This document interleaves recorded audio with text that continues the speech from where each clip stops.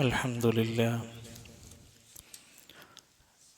لله الواحد القهار والعزيز الجبار مكبر الليل على النهار تذكرة لأولي الأبصار نحمده ونستعينه ونستغفره ونعوذ بالله من شرور أنفسنا ومن سيئات أعمالنا من يهده الله فلا مضل له ومن يضلل فلا هادي له وأشهد أن لا إله إلا الله وحده لا شريك له وأشهد أن محمدا عبده ورسوله أرسله بالهدى ودين الحق ليظهره على الدين كله ولو كره المشركون اللهم صل على محمد وعلى آل محمد كما صليت على إبراهيم وعلى آل إبراهيم إنك حميد مجيد اللهم بارك على محمد وعلى آل محمد كما باركت على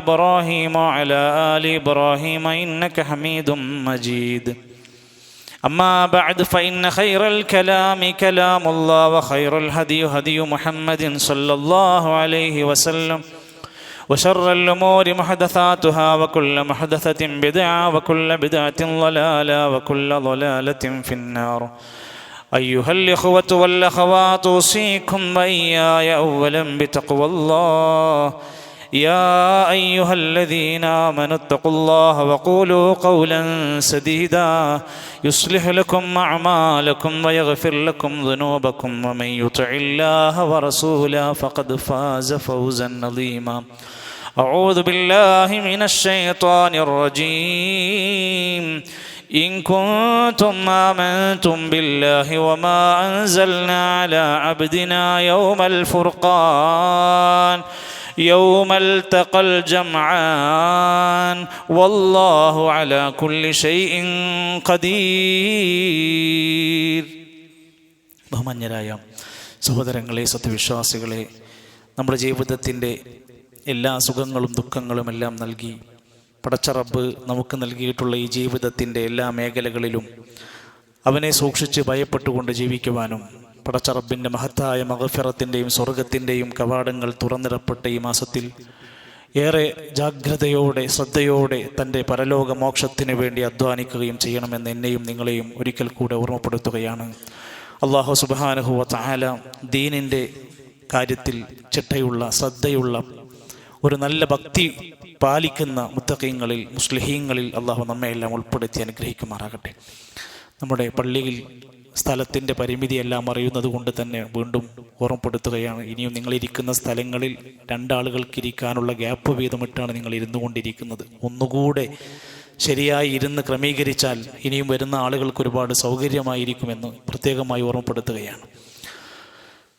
സുഹൃത്തുക്കളെ, നമ്മുടെ റമദാനിൻ്റെ ആദ്യത്തെ 15 ദിവസങ്ങൾ പിന്നിട്ട് ഒന്നാമത്തെ പകുതി കഴിഞ്ഞിരിക്കുകയാണ് നമ്മൾ. ഈ സമയത്ത് ഏറെ നമ്മുടെ കർമ്മങ്ങൾ പരിശോധിക്കേണ്ട, അതല്ലെങ്കിൽ കുറഞ്ഞു പോകുന്നുണ്ടോ, ഞാൻ അല്പം പിറകിലായിട്ടുണ്ടോ എന്ന് ചിന്തിക്കേണ്ടുന്ന വേളയാണ്. നമ്മുടെ ജീവിതത്തിൻ്റെ എല്ലാ തിരക്കുകളും മാറ്റിവെച്ച്, അല്ലെങ്കിൽ തിരക്കെല്ലാം കഴിഞ്ഞിട്ട് ഞാൻ ഇബാദത്തുകളിലേക്ക് വരാമെന്ന് വിചാരിച്ചാൽ തിരയടങ്ങിയിട്ട് ഒരാൾക്കും കപ്പലോടിക്കൽ സാധ്യമല്ല. മറിച്ച് ഈ ഒരു മാസത്തിനു വേണ്ടി നമ്മൾ നമ്മുടെ തിരക്കുകളെയാണ് മാറ്റിവെക്കാൻ നമുക്ക് കഴിയൂ. വിശുദ്ധ റമദാനിന്റെ ദിനരാത്രങ്ങൾ അങ്ങനെ കഴിഞ്ഞു പോകുമ്പോൾ തൗബയിലായി, ഇസ്തിഗ്ഫാറിലായി, സ്വദഖയിലായി, ഖിയാമുൽ ലൈലിലായി, തറാവീഹിലായി മനസ്സും ശരീരവും ഇങ്ങനെ പച്ചപ്പ് നിറഞ്ഞു നിൽക്കുന്ന രൂപത്തിൽ അധ്വാനിക്കുന്നവരായി, വിയർപ്പൊഴുക്കുന്നവരായി, എന്തിനേറെ അള്ളാഹുവിനെ ഓർത്ത് കരയാത്തവർ ഇനി കരയേണ്ട നാളുകളാണ് വരുന്നത്. നമ്മൾ നമ്മുടെ മനസ്സിനെ പാകപ്പെടുത്തുകയാണ്, അള്ളാഹുവിലേക്ക് വിനയപ്പെടുകയാണ്. മനസ്സ് വിനയപ്പെടുമ്പോൾ, താഴ്മ കാണിക്കുമ്പോൾ, കീഴ്പ്പെട്ടു പോകുമ്പോൾ അറിയാതെ നമ്മുടെ കണ്ണുകൾ ഇങ്ങനെ കരഞ്ഞു തുടങ്ങും. മനസ്സിനകത്ത് വിഷമവും വേദനയും വരുമ്പോഴൊക്കെ നമ്മുടെ ഉള്ളിൽ നിന്നൊരു നീറ്റൽ അനുഭവിക്കുമ്പോൾ പുറത്തും മുഖത്തും കണ്ണിലുമൊക്കെ ഇങ്ങനെ മാറ്റങ്ങൾ കാണും. എന്നതുപോലെ ഈ റമദാനിന്റെ പകുതി പിന്നിട്ടതിൻ്റെ അടയാളമായി നമ്മൾ കരഞ്ഞതിൻ്റെ പാടുകൾ നമുക്ക് മാത്രം ഒന്ന് കാണാൻ കഴിയണം. ഒറ്റയ്ക്കിരുന്ന് ഇനി കരയാൻ തുടങ്ങണം. എൻ്റെ പാപങ്ങളെക്കുറിച്ചോർത്ത് എനിക്ക് സ്വർഗം കിട്ടൂലേ എന്ന് ആലോചിച്ച് എൻ്റെ അമലുകൾ സ്വീകരിക്കൂലേ എന്ന് ബേജാറായിട്ട് റസൂലുള്ളാഹി സ്വല്ലല്ലാഹു അലൈഹി വസല്ലം പഠിപ്പിക്കുകയാണ്, പരലോകത്ത് അള്ളാഹിൻ്റെ കോടതിയിൽ ഒരു തണലുമില്ലാത്ത ദിവസത്തിൽ, ഒരാൾക്കും ആശ്വാസം കൊടുക്കാൻ ഒരു തണലുമില്ലാത്തൊരു നാളിൽ അള്ളാഹു 7 വിഭാഗം ആളുകൾക്ക് തണലിട്ട് കൊടുക്കും. അതിൽ ഒരാളെ പറ്റി പറഞ്ഞു, വറജുലുൻ, ഒരാൾ ദക്കറല്ലാഹ ഖാലിയാ, ഒറ്റക്കിരുന്നു കൊണ്ട് അള്ളാഹനെ ഓർക്കുന്നയാളാണ്. പള്ളി വേണമെന്നില്ല, എവിടെയായാലും കുഴപ്പമില്ലൊന്ന് ഏകാന്തമായി ഒറ്റക്കിരുന്നു കൊണ്ട് അള്ളാഹനെ ഓർക്കുന്നവനാവുക. ഫഫാലത് ഐനാ, എന്നിട്ട് ഇങ്ങനെ കണ്ണീര് പൊഴിക്കുന്നവനായി മാറുകയാണ്. എൻ്റെ റബ്ബ് എനിക്ക് എന്തെല്ലാം നിഅമത്ത് തന്നു, എൻ്റെ റബ്ബ് എനിക്ക് എന്തെല്ലാം സുഖജീവിതങ്ങൾ നൽകി, എൻ്റെ റബ്ബ് എനിക്ക് തന്ന മഹത്തരമായ ഫദ്ലുകൾ എന്തൊക്കെയാണ്, ഞാൻ അതിന് നന്ദിയുള്ളവനായോ, ഞാനൊരു നല്ല മനുഷ്യനായോ, ഞാൻ നല്ലൊരു മുത്തഖിയായോ എന്ന് സ്വയം ഒന്ന് വിചാരണ ചെയ്യാം. എന്നിട്ട് പടച്ച റബ്ബിനെ കുറിച്ച് ഓർത്ത് ആലോചിച്ച് കരയുന്ന കണ്ണുകളായി മാറുക. റസൂലുള്ളാഹി സ്വല്ലല്ലാഹു അലൈഹി വസല്ലം പറയാണ്, 2 കണ്ണുകളെ നരകം സ്പർശിക്കൂല, അവർ നരകത്തിൽ പോകൂല. അതിൽ ഒന്നാമത്തേത് ഐനും ബക്കത്ത് മിൻ ഖശിയത്തില്ലാ, അള്ളാഹിനെ കുറിച്ചോർത്ത് കരഞ്ഞ കണ്ണുകളാണ്. ജീവിതത്തിൽ എന്തെല്ലാം ആവശ്യങ്ങൾക്ക് കരഞ്ഞു നമ്മൾ. പടച്ച റബ്ബിന്റെ മഹത്തരമായ നിഅമത്തിനെ ആലോചിച്ച് ഞാനും നിങ്ങളും ഈ റമദാനിന്റെ മാസത്തിൽ നമ്മൾ ചെയ്തു കൂട്ടിയ പാപക്കറകളുടെ ദുരന്തങ്ങളെ കുറിച്ച് ആലോചിച്ച് ഇതുമായി ഞാൻ പരലോകത്ത് വന്നാലുണ്ടാകുന്ന അപമാനത്തെ കുറിച്ചോർത്ത് ബക്കത്ത് മിൻ ഖശിയത്തില്ലാ, അള്ളാഹിനെ കുറിച്ചോർത്ത് കണ്ണീര് കരയുന്ന, അങ്ങനെ ചാലിട്ടൊഴുകുന്ന കണ്ണുനീരുണ്ടോ? അതൊരിക്കലും നരകം സ്പർശിക്കാത്ത കണ്ണാണ്.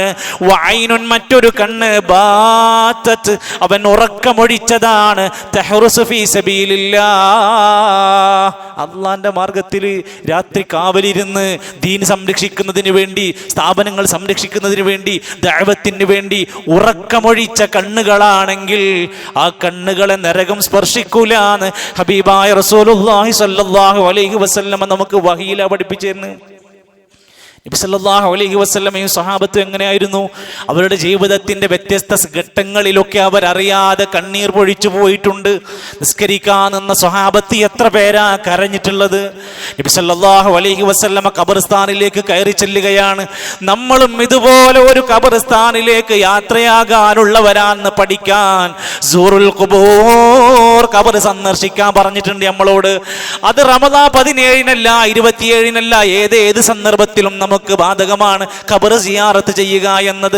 ആ ഖബർ സിയാറത്തിന് വേണ്ടി നബി തങ്ങൾ പഠിപ്പിച്ച ഒരുപാട് അദബുകൾ നമുക്ക് കാണാൻ സാധിക്കുമല്ലോ.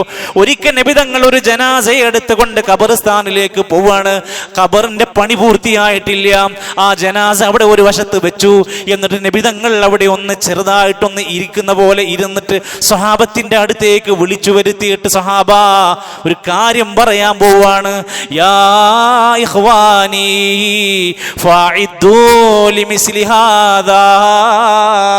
എന്റെ സഹോദരന്മാരെ, ഇതുപോലെ ഒരു ദിവസം വരാനുണ്ട്.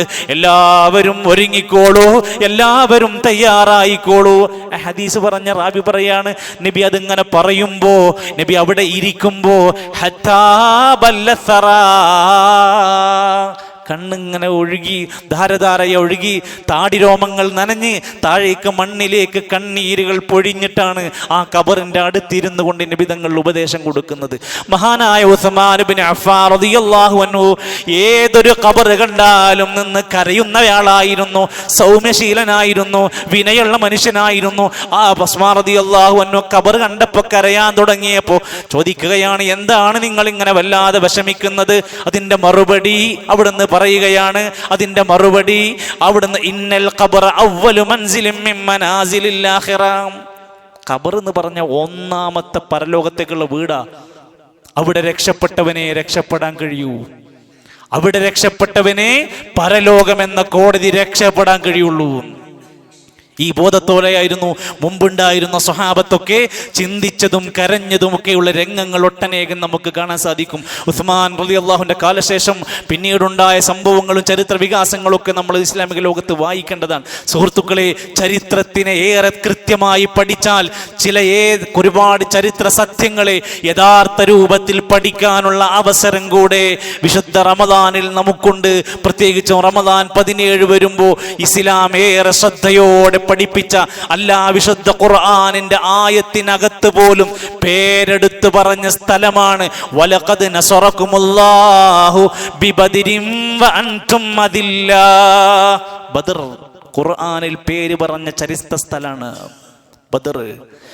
ആ ദിവസത്തിന്റെ പ്രത്യേകത എന്താ? സത്യവും അസത്യവും തമ്മിൽ വേർതിരിക്കപ്പെട്ട യൗമുൽ ഫുർഖാൻ.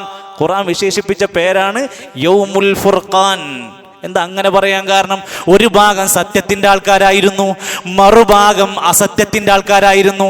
അതിൽ സത്യമാണ് വിജയിച്ചത്, സത്യത്തെയാണ് അള്ളാഹ് സഹായിച്ചത്. അള്ളാന്റെ ഖുർആൻ സൂറത്തു അൻഫാലിന്റെ 41, ഇൻ കുൻതും ആമൻതും ബില്ലാഹ്, നിങ്ങൾ അള്ളാനെ വിശ്വസിക്കുന്നുണ്ടെങ്കിൽ, വമാ അൻസൽനാ അലാ അബ്ദിനാ, നമ്മുടെ അടിമയുടെ മേൽ നാം അവതരിപ്പിച്ചതിനെ നിങ്ങൾ വിശ്വസിക്കുന്നുണ്ടെങ്കിൽ, യൗമുൽ ഫുർഖാൻ, യൗമുൽ ഫുർഖാൻ എന്ന ദിവസത്തിലുണ്ടായ കാര്യം, യൗമൽ തഖൽ ജംആൻ, രണ്ട് സംഘങ്ങൾ തമ്മിൽ പോരടിക്കേണ്ടി വന്നു.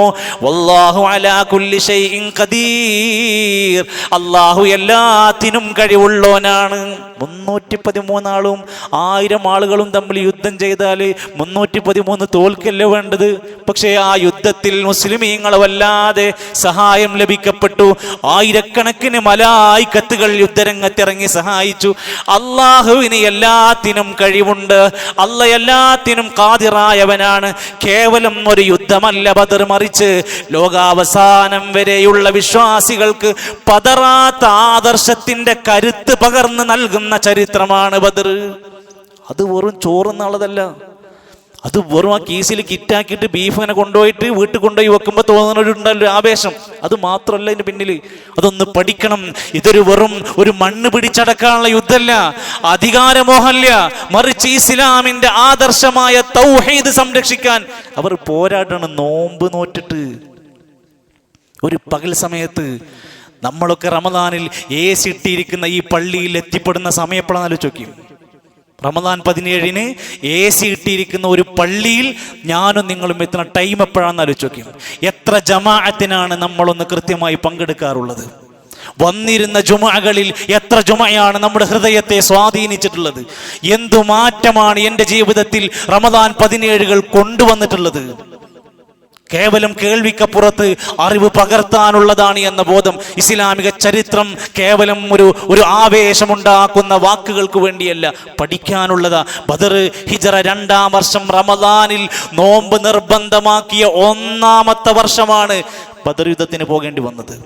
ഒരിക്കലും യുദ്ധം നടക്കാനുള്ള ഒരു പ്ലാനിങ്ങും ഇല്ലാതിരിക്കുന്ന ഒരു ഘട്ടത്തിൽ നബി തങ്ങൾക്ക് അവിടെ എത്തിപ്പെടേണ്ടി വന്നു. ഇസ്ലാമിനെ സംരക്ഷിക്കേണ്ടി വന്നു, മുസ്ലിമീങ്ങളുടെ സ്വത്തും മണ്ണും സംരക്ഷിക്കേണ്ടി വന്നു, ആദർശം സംരക്ഷിക്കേണ്ടി വന്നു. 313 വരുന്ന സ്വഹാബത്തുമായി ഇറങ്ങി യുദ്ധത്തിന് പോകുന്നതിന്റെ മുമ്പ്, അല്ലെങ്കിൽ പുറപ്പെടുന്നതിന്റെ മുമ്പ്, സംഭവിക്കുന്നതിന്റെ മുമ്പ് നബി തങ്ങളുടെ മനസ്സിൽ വിങ്ങിപ്പൊട്ടുന്നൊരു ബേജാറുണ്ടായിരുന്നു. ഞങ്ങൾ തോൽക്കുമോ? തോറ്റാൽ പിന്നെ മുസ്ലിമീങ്ങൾ ഈ ലോകത്തുണ്ടോ? അള്ളാഹുവിനെ മാത്രം ആരാധിക്കുന്ന, പടച്ചോനോട് മാത്രം സഹായം തേടി ദുആ ചെയ്യുന്ന, ഇസ്തിഗാസ ചെയ്യുന്ന ഒരു സംഘം പിന്നെ ഈ ലോകത്തുണ്ടാവോ? വല്ലാത്തൊരു ബേജാറായിരുന്നു. അവിടുന്ന് നബിതങ്ങൾ ഇങ്ങനെ വിഷമത്തോടെ പ്രാർത്ഥിക്കുകയാണ്, അല്ലാഹുവേ ഈ കൊച്ചു സംഘത്തെ നീ നശിപ്പിച്ചാൽ, മിൻ അഹ്ലിൽ ഇസ്ലാം, ഇസ്ലാമിന്റെ ഈ സംഘത്തെ, ലാ തുഅബദ് ഫിൽ അർള്, പിന്നെ ഭൂമിയിൽ നിന്നെ ആരാധിക്കുന്നവരുണ്ടാകൂല റബ്ബേ, ഞങ്ങളെ സഹായിക്കണം പടച്ചോനെ. ബദറിന്റെ നേതാവ് ആരോടാ പ്രാർത്ഥിക്കുന്നത്? ബദരീങ്ങളെ പേര് വിളിച്ചിട്ടായിരുന്നോ? ബദരീങ്ങളുടെ നേതാവ് അന്ന് ആരോടാ ദുആ ചെയ്തിരുന്നത്? അല്ലാഹുമ്മ, അല്ലാഹുവേ. നമ്മളോ ബദരീങ്ങളെ എന്നാ ചോദിക്കുന്നത്. ബദരീങ്ങളോടാണ് സങ്കടം പറയുന്നത്. അള്ളാഹുവിന്റെ ഖുർആൻ വീണ്ടും സൂറത്ത് ആലി ഇംറാനിന്റെ 13-ാമത്തെ ആയത്ത് പഠിപ്പിക്കുകയാണ്. ആ സംഘത്തിൽ ഒരു സംഘം 2 സംഘമായി തിരിഞ്ഞില്ലേ, അതിൽ ഒരു സംഘത്തിന്റെ പ്രത്യേകത തുഖാതിലു ഫീ സബീലില്ലാഹ്, ഓല അള്ളാന്റെ മാർഗത്തിൽ പോരടിക്കുക. ഓലത്തെ ആയുധങ്ങളൊന്നുമില്ല, ഓലത്ത് വലിയ പൈസ ഒന്നുമില്ല, വലിയ സംഘബലും ടീമും സെറ്റപ്പ് ഒന്നുമില്ല, പക്ഷെ ഓല അള്ളാന്റെ മാർഗത്തിലാണ് പോരടിക്കുന്നത്. അപ്പുറത്തെന്താ, ആൾബലമുണ്ട്, സംഘബലമുണ്ട്, ശക്തിയുണ്ട്, നേതാക്കന്മാരുണ്ട്, എല്ലാമുണ്ട്. പക്ഷേ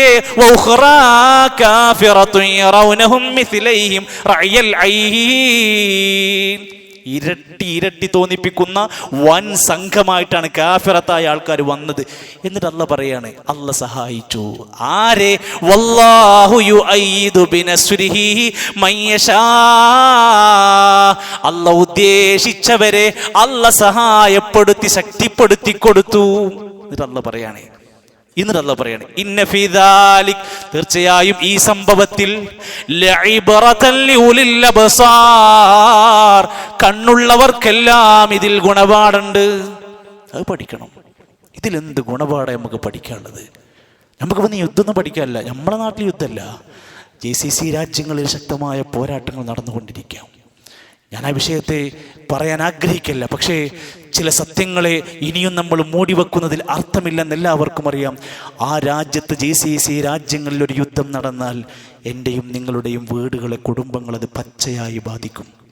മാർക്കറ്റുകളെ ബാധിക്കും, ഷോപ്പിങ്ങുകളെ ബാധിക്കും, നിങ്ങൾ ഒരുക്കി വെച്ച പെരുന്നാൾ വിഭവങ്ങളെ അത് ബാധിക്കുമെന്നതിൽ ഒരു സംശയമില്ല. ആക്രമിക്കുന്ന ആളുകൾ, യുദ്ധം ചെയ്യാൻ ഉദ്ദേശിച്ചവർ ഏത് രാജ്യക്കാരായാലും അനീതിയാണ്. ഏത് പേരിൽ അവർ പറഞ്ഞാലും അത് അനീതിയാണ്. അതിനെ ഒരു നിലക്കും നമ്മൾ പ്രോത്സാഹിപ്പിക്കുന്നില്ല. ഇറാൻ നടത്തിയാലും ഇസ്രയേൽ നടത്തിയാലും അമേരിക്ക നടത്തിയാലും ഇസ്ലാമിൽ അത് ഉൽം എന്നാണ് അതിന് പേര്. സഹോദരങ്ങളെ, അറബ് രാജ്യത്തിന്റെ പ്രത്യേകിച്ചും അഹ്ലുസുന്നയുടെ രാജ്യങ്ങളെ ആക്രമിച്ചാൽ എന്താണ് ലാഭം? സിയോണിസ്റ്റ് ശക്തികൾക്ക് ഇസ്ലാമിക രാജ്യത്തിന്റെ ശക്തി കുറക്കാനും സാമ്പത്തിക ഭദ്രത കുറക്കാനും നല്ല സഹായം കിട്ടും. ഒന്നാലോചിച്ച് നോക്കൂ നിങ്ങൾ, ഇറാനിലെ ഓരോ നേതാക്കന്മാർ മരിച്ചപ്പോൾ നമ്മൾ പലരും അറിയാതെ അവരൊക്കെ ഷഹീദുകളാണ്, അവർക്ക് ശുഹദാക്കന്മാരാണെന്ന് സ്ഥാനം കൊടുത്തപ്പോൾ ഒരു രാജ്യത്തോടോ വ്യക്തികളോടോ ഒരു വൈരാഗ്യമില്ല. ഒരു ചരിത്രം നിങ്ങൾ പഠിച്ചു വെച്ചാൽ മതി. 1983 ആ കുംനഈ എന്ന് പറയുന്ന അവരുടെ മഹാനതനായ ഒരു നേതാവ് അന്ന് പറഞ്ഞിട്ടുണ്ട്, കുവൈത്ത് ഞങ്ങൾ പിടിച്ചടക്കും, ഗൾഫ് രാജ്യങ്ങൾ ഞങ്ങൾ പിടിച്ചടക്കും, അറബ് രാജ്യങ്ങൾ പിടിച്ചടക്കും. അഹ്ലുസുന്ന എന്ന ഷിയാക്കളുടെ നേർവിപരീതമായ ആ രാജ്യങ്ങളെ നശിപ്പിക്കുമെന്ന് പറഞ്ഞ് പ്രവണതയെ അതിനുവേണ്ടി ഒരുങ്ങി പുറപ്പെട്ടവരാണവർ. എത്രയെത്ര അഹ്ലുസുന്നയുടെ പ്രിയപ്പെട്ടവർ, ലക്ഷക്കണക്കിന് സിറിയയിലൊക്കെ ഒന്ന് ചരിത്രം വായിച്ചു നോക്ക്. സിറിയയിൽ ബോംബിട്ട് നശിപ്പിച്ചത് ഇറാനികളായിരുന്നു. എൻ്റെ സുഹൃത്തുക്കളെ, നമ്മൾ ഒരു കാര്യം കൂടെ ചേർത്ത് വെച്ച് പഠിക്കേണ്ടതുണ്ട്. ആ ഷിഅ എന്ന വിശ്വാസം നിങ്ങൾക്ക് യോജിക്കാൻ കഴിയുമോ? എപ്പോഴെങ്കിലും 17,000 ആയത്തുകളുള്ള ഖുർആനാണ് ലോകത്തെ യഥാർത്ഥ ഖുർആൻ. നിങ്ങളുടെ കയ്യിലുള്ള 6,000 വരുന്ന ആയത്തുള്ള ഖുർആൻ യഥാർത്ഥ ഖുർആൻ അല്ല എന്ന് വിശ്വസിക്കുന്നവരാണ് ഇറാനികൾ, ഷിയാക്കൾ. 2, ലോകത്ത് ജീവിച്ച സ്വഹാബിമാരിൽ 2, 3, 4 ആളെ ഒഴിച്ചാൽ, ആരൊക്കെ? അബൂബക്കർ സിദ്ദീഖ് റളിയല്ലാഹു അടക്കമുള്ളവരെ കാഫിർ എന്ന് മുദ്ര കുത്തിയവരാണ് ഷിയാക്കൾ. ഇനി എന്ത് വേണം നിങ്ങൾക്ക്? മഹാനായ റസൂൽ കരീം സല്ലല്ലാഹു അലൈഹി വസല്ലമയുടെ പ്രിയപ്പെട്ട സ്വഹാബത്തിനെ വളരെ മോശമായി ചിത്രീകരിച്ച ഒട്ടനേകം സംഭവങ്ങളുണ്ട്. അതുകൊണ്ട് നമ്മൾ യുദ്ധത്തിനെ ന്യായീകരിക്കുന്നില്ല, യുദ്ധങ്ങളെ സപ്പോർട്ട് ചെയ്യുന്നില്ല. പക്ഷേ നമ്മുടെ ആദർശത്തെ മാറ്റി പറയുക, ആദർശത്തിനെ തിരുത്തി പറയുക, ആദർശത്തിനെ ഈ വ്യാജമാക്കി പൊടിക്കൈകൾ പ്രയോഗിക്കുക, അതിൻ്റെ ഒന്നും ആവശ്യമില്ല. ആര് അനീതി ചെയ്താലും അനീതിയാണ്. അല്ലാഹു തആലയുടെ സഹായം നമുക്ക് ലഭിക്കണോ? അല്ലാഹുവിൻ്റെ ആദർശത്തിൽ അല്ലാഹു പഠിപ്പിച്ച തൗഹീദിലേക്ക് നമ്മൾ വരണം. പഠിക്കാനുള്ള ഗുണപാഠം അതിലുണ്ട്. 2, അല്ലാഹു സുബ്ഹാനഹു വ തആല പഠിപ്പിക്കുകയാണ്, അചഞ്ചലമായ വിശ്വാസമാണ് വേണ്ടത്. എണ്ണവും വണ്ണവും സംഘബലവും അല്ല പ്രധാനം. അത് ഈ ചരിത്രം നമ്മളെ പഠിപ്പിച്ചു. 3, അനുസരിക്കാനുള്ള മികവ് നമുക്കുണ്ടാവണം. നബി സല്ലല്ലാഹു അലൈഹി വസല്ലമ ഒരു കാര്യം അങ്ങ് വന്ന് പറയുമ്പോൾ യാതൊരു ഏറ്റക്കുറച്ചിലുകളും ഇല്ലാതെ സ്വഹാബത്ത് അത് ഏറ്റെടുക്കുന്നു. അല്ലാഹു തആല ഒരു കാര്യം പറയുമ്പോൾ സ്വഹാബത്തും പ്രവാചകനും അത് ഏറ്റെടുക്കുന്നു. ആ നേതൃത്വം പറയുന്നത് അനുസരിക്കാനുള്ള ഒരു നല്ല മാതൃക നമ്മളെ പഠിപ്പിക്കുകയാണ്. ഐക്യവും കൂടിയാലോചനയും നാടുകളിൽ വേണം. യുദ്ധം പഠിപ്പിക്കണ്ട്. തോന്നിയതുപോലെ ഓരോരുത്തരും തന്നിഷ്ടം പ്രവർത്തിക്കരുത്. കുടുംബത്തിലാണെങ്കിലും വീട്ടിലാണെങ്കിലും നമ്മൾ തുടങ്ങുന്ന കച്ചവടത്തിലാണെങ്കിലും ഒരു കൂടിയാലോചന മുഷാവറ ഇല്ലാതെ പോകരുത്. ബദറിന്റെ രണഭൂമിയിലേക്ക് ഖുറൈശികൾ അതാ വരാൻ പോകുന്നു, അവർ നമുക്കെതിരാണ് എന്നറിഞ്ഞപ്പോ നബി സ്വഹാബത്തിനെ വിളിപ്പിച്ചു. ആര്? വഹി കിട്ടുന്ന നബി സല്ലല്ലാഹു അലൈഹി വസല്ലം വഹിയില്ലാത്ത സ്വഹാബിമാരെ വിളിച്ചിട്ട് ചോദിച്ചു, ഇങ്ങനൊരു പ്രശ്നം വരാനിരിക്കുന്നുണ്ട്, നമ്മൾ എന്താണ് ചെയ്യേണ്ടത്?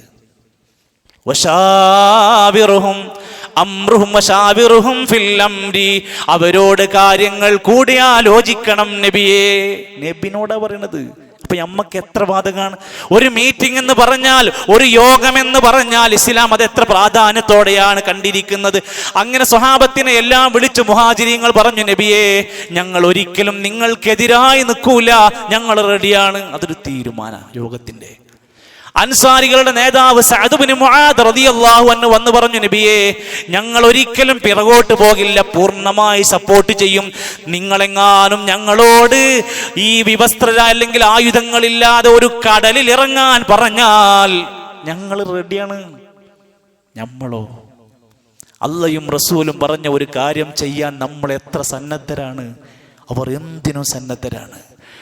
അഞ്ചാമത്തെ ഗുണപാഠം, പ്രവാചകന്മാരടക്കമുള്ള സ്വഹാബത്തടക്കമുള്ള ഇഷ്ടപ്പെട്ടവർ പോലും ജീവിതത്തിൽ ഒരുപാട് പരീക്ഷണങ്ങൾ അനുഭവിച്ചെങ്കിൽ നമ്മളും ഒരുപാട് പരീക്ഷണങ്ങൾ ജീവിതത്തിൽ അനുഭവിക്കും. എൻ്റെയൊക്കെ ചില ഭാഗങ്ങളാണ് ഇന്നതൊക്കെ. പലതരം പരീക്ഷണങ്ങൾ എല്ലാ കാലത്തും ശത്രുക്കളിൽ നിന്ന് പരീക്ഷണങ്ങൾ ഉണ്ടായിട്ടുണ്ട്, ഇനിയും ഉണ്ടായിക്കൊണ്ടിരിക്കും.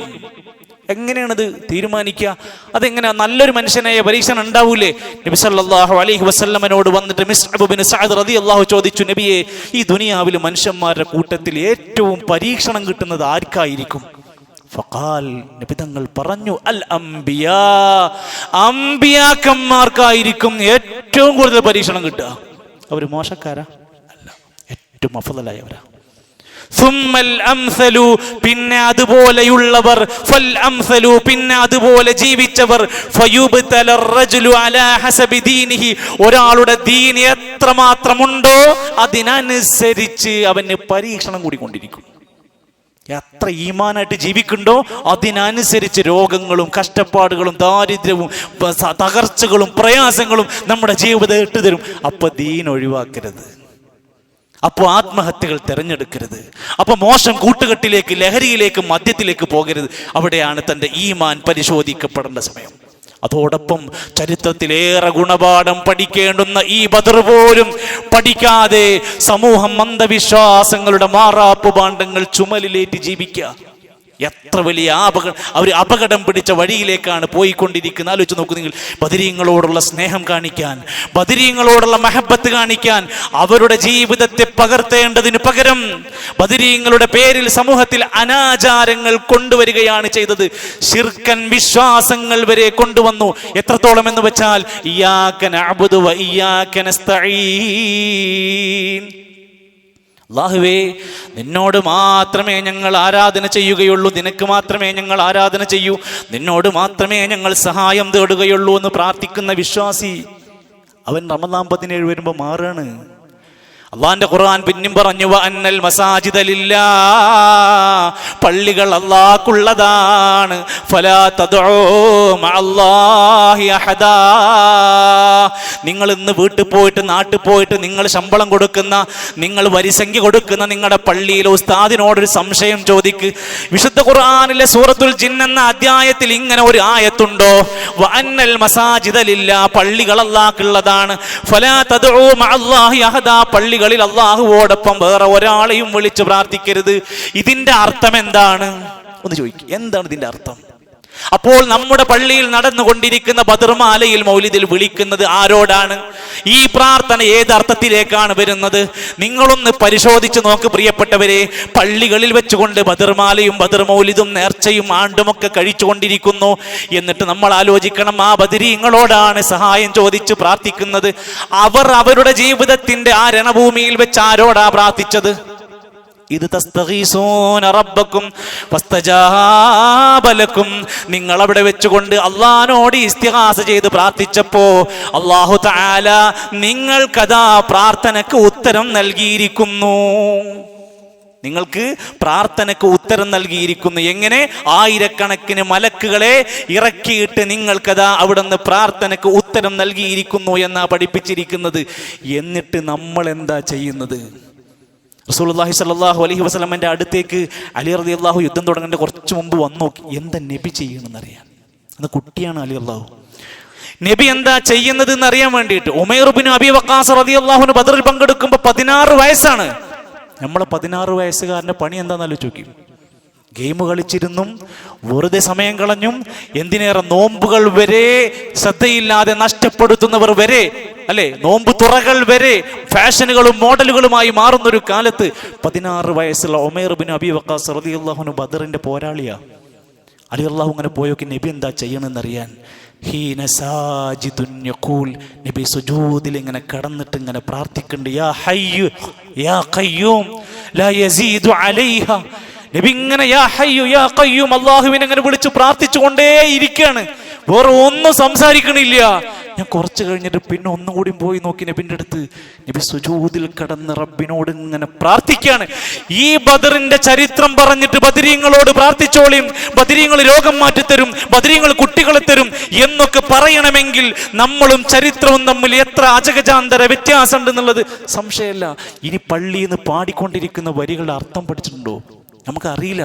ആ പറഞ്ഞുകൊണ്ടിരിക്കുന്ന വരി, ദാഹം വിശപ്പോ കൊടുമാ തളർച്ചയോ തടിയിൽ മരിലോ ജിൻ ശൈത്താൻ ചതിയാലോ ദേഹം വലഞ്ഞപ്പോൾ ഈ പേരിനെ ചൊല്ലുകിൽ തീരും മുനമ്മേ ശിഫയാകുമെന്നോവർ.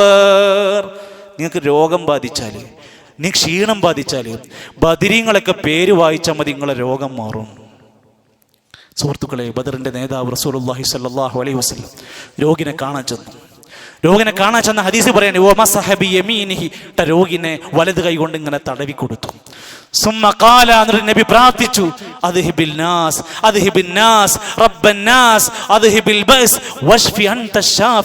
നബി അള്ളാഹിനോട് ശിഫക്ക് വേണ്ടിയിട്ട് മനുഷ്യന് വേണ്ടി പ്രാർത്ഥിച്ചു. ബദറിന്റെ നേതാവ് പഠിപ്പിച്ചത് അള്ളാഹിനോട് ശിഫയെ തേടാനാ.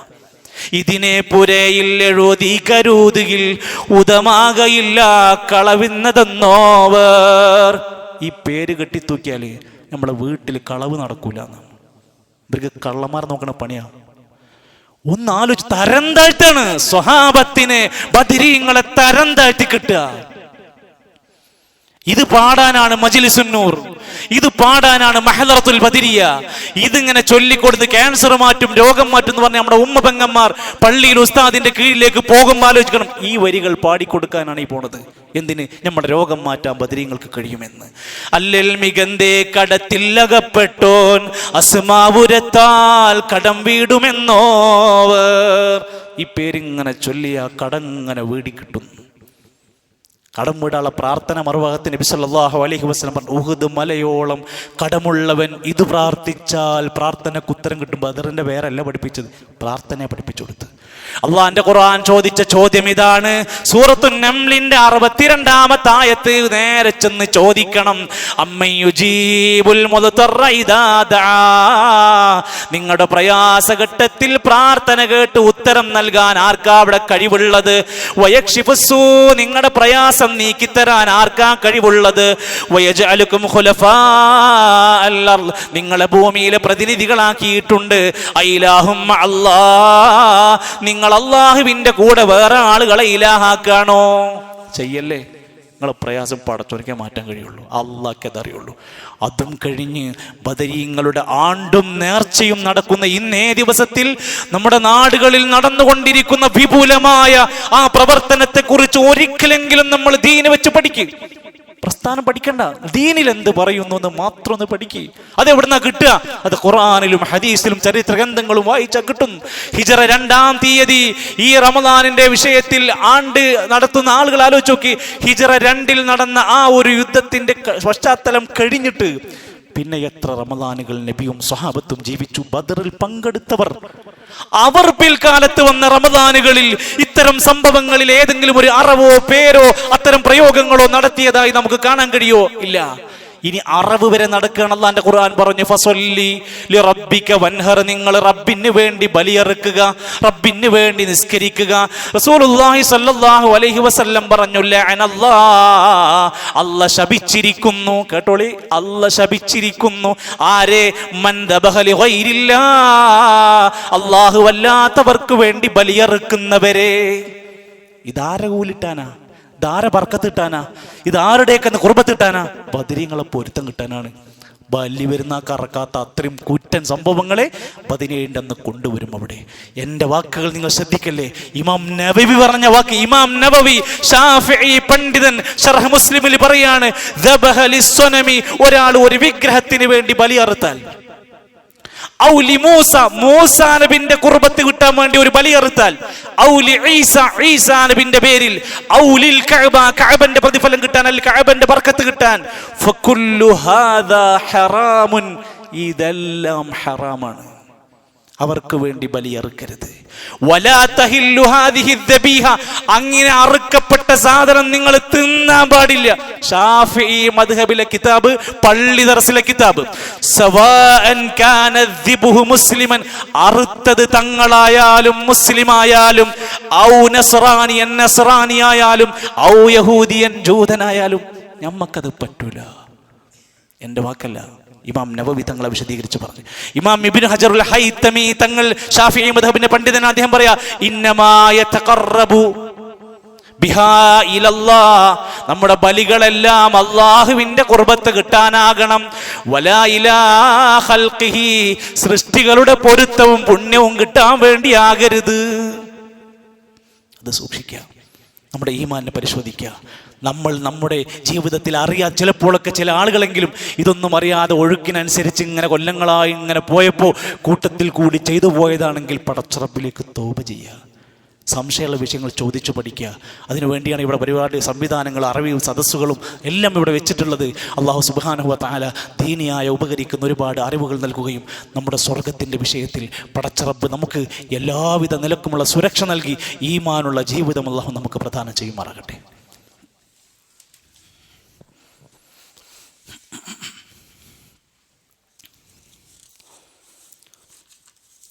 അൽഹംദുലില്ലാഹി റബ്ബിൽ ആലമീൻ والعاقبة للمتقين ولا عدوان إلا على الظالمين والصلاة والسلام على رسوله الأمين وعلى آله وصحبه أجمعين أيها الإخوة والأخوات أوصيكم وإياي ثانيا بتقوى الله. അല്ലാഹുവിൻ്റെ നിയമനിർദ്ദേശങ്ങൾ പാലിച്ച് ജീവിതത്തെ തഖ്വയിൽ അധിഷ്ഠിതമായി ക്രമീകരിക്കണമെന്ന് എന്നെയും നിങ്ങളെയും ഒരിക്കൽ കൂടെ ഓർമ്മപ്പെടുത്തുകയാണ്. അള്ളാഹു നമ്മെ എല്ലാം സഹായിക്കുമാറാകട്ടെ. ബദർ യുദ്ധവുമായി ബന്ധപ്പെട്ട ചരിത്രത്തിൽ മഹാരഥന്മാരായ ഉലമാക്കന്മാർ, പണ്ഡിതന്മാർ എഴുതി വെക്കുകയാണ്, പ്രാർത്ഥന ഒരു വിശ്വാസിയുടെ ആയുധമാണ് എന്നതിന് ഈ ചരിത്രം തെളിവാണ്. കാരണം എല്ലാം കയ്യിൽ നിന്ന് നഷ്ടപ്പെട്ട പോലെ, സംഘബലമില്ല, ആയുധങ്ങളില്ലാത്തൊരു സമയത്ത് അവരുടെ കയ്യിലുള്ള ഏക ആയുധം പടച്ചോനെ റബ്ബേ എന്ന പ്രാർത്ഥനയായിരുന്നു. നമ്മുടെ ജീവിതത്തിൻ്റെ ഏതെങ്കിലും ഊരിക്കിട്ടാൻ പ്രയാസപ്പെടുന്ന തീരാത്ത പ്രതിസന്ധികളുടെ മുമ്പിൽ നിൽക്കുമ്പോൾ നമുക്ക് ഈ ബോധം വേണം, അള്ളാഹിനോട് പ്രാർത്ഥിച്ചാൽ നമ്മുടെ കയ്യിലുള്ള ആയുധമാണത് എന്ന്. നല്ല ക്ഷമ വേണമെന്ന് പഠിപ്പിച്ചതാണ് ഈ ചരിത്രം, അങ്ങേയറ്റത്തെ ക്ഷമ. അതുപോലെ തന്നെ തൗഹീദാണ് ജീവിതത്തിൻ്റെ നാഡി എന്ന് തിരിച്ചറിഞ്ഞതാണ് ഈ യുദ്ധം. പിശാച് വഞ്ചകനാണെന്നും അവൻ ഈ യുദ്ധത്തിൽ പരാജയപ്പെടുത്താൻ പല നിലക്കുമുള്ള കുതന്ത്രങ്ങൾ ചെയ്തു എന്നതും വലിയ പാഠമായി നമ്മൾ മനസ്സിലാക്കേണ്ടതുണ്ട്. ബദറിൽ പങ്കെടുത്ത 14ഓളം വരുന്ന സ്വഹാബത്ത് ശുഹദാക്കന്മാരായിട്ടുണ്ട്. അവർ ഉന്നത സ്ഥാനമുള്ളവരാണ്, മഹത്തരമായ ശ്രേഷ്ഠമാക്കപ്പെട്ടവരാണ്. അവരുടെ കൂടെ ആ ഉഹദ് ശുഹദാക്കന്മാർ, ബദർ ശുഹദാക്കന്മാരെ പോലെയുള്ള മഹാരഥന്മാരോടൊപ്പം സ്വർഗത്തിലെത്താൻ അള്ളാഹു നമുക്ക് തൗഫീക്ക് നൽകുമാറാകട്ടെ. സഹോദരങ്ങളെ, റമദാനിൻ്റെ അവസാനത്തെ 10കളിലേക്ക് നമ്മൾ എടുത്തു വെച്ചുകൊണ്ടിരിക്കാം. ഇനി ഒരു വെള്ളിയാഴ്ച ഇതിനു മുമ്പ് ഇല്ലാത്തത് കൊണ്ട് അവസാനത്തെ 10മായി ബന്ധപ്പെട്ട് നമ്മൾ വരുമ്പോൾ ഒന്നുകൂടെ ആ തിരിച്ചുപോയ റമദാനിൻ്റെ തുടക്കത്തിൽ വന്ന് അവസാനം നടുവിൽ ഇറങ്ങിപ്പോയവരൊക്കെ ഒന്ന് തിരിച്ചു വരണം. ചാൻസ് അവസാനാണ് നമ്മളെ കാണേണ്ടത്, ആദ്യമല്ല. അവസാനം നമ്മളെ കാണണം. അവസാനത്തെ 10 നമ്മളെ പള്ളിയിൽ കാണണം. പുണ്യങ്ങളിൽ കാണണം, തഖ്വയിൽ കാണണം, മത്സരിക്കുന്നത് കാണണം. അള്ളാഹുവിൻ്റെ മാർഗത്തിൽ എല്ലാം ചെയ്യാൻ ഏകാന്ത മനസ്സുമായി ഇരിക്കാനുള്ള അവസാനത്തെ പത്ത് നബി സല്ലല്ലാഹു അലൈഹി വസല്ലമനെ പറ്റി പറയാ. അവിടുന്ന് ആയിഷ റളിയല്ലാഹു അൻഹ ജീവിതത്തിൽ കൂടെ ഉണ്ടായിരുന്ന ആള് പറയാ, ആ പത്തങ്ങട് വന്നാൽ ശദ്ദമി ഇസറ, ആ മുണ്ടൊക്കെ ഒന്ന് ഉറുക്കി ഉടുത്ത് ശരിയാക്കും. വഹ്യാ ലൈല, രാത്രി ഹയാത്താക്കും. പീടികലല്ല, മാർക്കറ്റിലല്ല, രാത്രികൾ പള്ളികളിൽ ഹയാത്താക്കും. മുഴുവൻ കുടുംബക്കാരെ വിളിച്ചുണർത്തും, നീപ്പിക്കും, അവരെ ഇബാദത്തിലേക്ക് അവരെ വിളിച്ചുണർത്തും. ഇതാണ് ഒരു കുടുംബനാഥൻ ചെയ്യേണ്ട റമദാനിലെ വലിയ കാര്യം. ഇബാദത്തുകളിലേക്ക് തൻ്റെ കുടുംബത്തെ കൊണ്ടുവരിക. ഒറ്റയിട്ട രാവുകളിൽ ലൈലത്തുൽ ഖദ്റിനെ പ്രതീക്ഷിക്കുക. ഒരു 20-ാമത്തെ രാവിൽ നബി സല്ലല്ലാഹു അലൈഹി വസല്ലം പറയാണ്, ഫൽതമിസൂഹാ, നിങ്ങൾ ഈ രാവിലും പ്രതീക്ഷിച്ച ഫിൽ അശ്റിൽ അവാഖിരി ഫിൽ വിത്ർ, ഒറ്റയിട്ട രാവ് കിട്ടുമ്പോഴൊക്കെ ലൈലത്തുൽ ഖദ്റിനെ പ്രതീക്ഷിച്ചോ, നന്നായിട്ട് ഇബാദത്തിലേക്ക് വന്നോ. നബി തങ്ങൾ അവിടുത്തെ ഭാര്യമാരുടെ ചരിത്രത്തെ കൂടി ചേർത്ത് പറയാ. ആയിഷ റളിയല്ലാഹു അൻഹ പറയാൻ, നബി ജീവിച്ചിരിക്കുന്ന കാലത്ത് അവസാനത്തെ 10 ഞങ്ങൾ നബിന്റെ കൂടെ പള്ളിയിൽ, അവർ പുരുഷന്മാർ ഒരു ഭാഗത്ത്, ഞങ്ങൾ സ്ത്രീകൾ മറുഭാഗത്ത്. നബി പള്ളിയിൽ പോകുമ്പോൾ ഇപ്പുറത്ത് ഞങ്ങൾ ഇഅ്തികാഫിരിക്കാറുണ്ട്. ഇവിടെ പള്ളിക്ക് നിസ്കരിക്കാൻ പോകാൻ പറ്റുമെന്ന് സംശയിക്കുന്ന ആൾക്കാരോടാണ് ഹദീസ്. നബി തങ്ങളുടെ ഭാര്യമാർ ഇഅ്തികാഫിരിക്കാറുണ്ടായിരുന്നു ഹത്താ തവഫഹുല്ലാഹ്, മരിക്കുന്നത് വരെ. നബി തങ്ങൾ മരിച്ചതിന് ശേഷവും അവർ ഇഅ്തികാഫിരുന്നിട്ടുണ്ടെന്ന് ഹദീസുകൾ നമ്മളെ പഠിപ്പിക്കുക. അതുകൊണ്ട് നമ്മൾ ഒരിക്കലും നമ്മുടെ കർമ്മങ്ങൾ ചെറുതായി പോകരുത്.